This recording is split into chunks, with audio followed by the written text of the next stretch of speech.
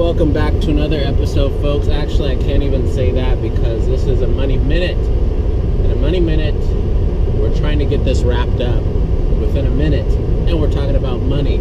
All right, today's Money Minute, we're going to be talking about the stock market and if it's risky or not. Now let's go.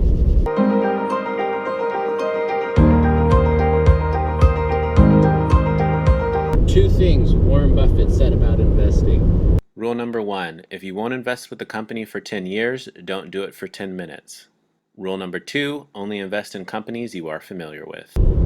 Those two rules allow you to figure out if investing is risky or not. For example, Apple.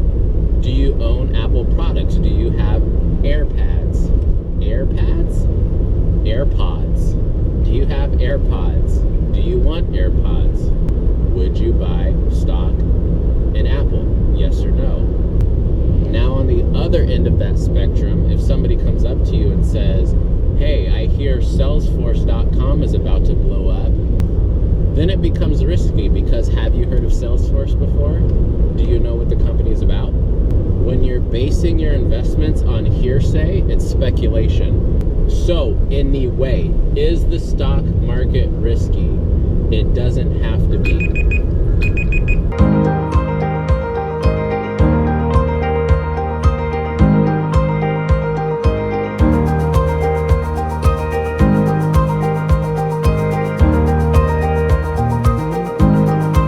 Nice. Okay.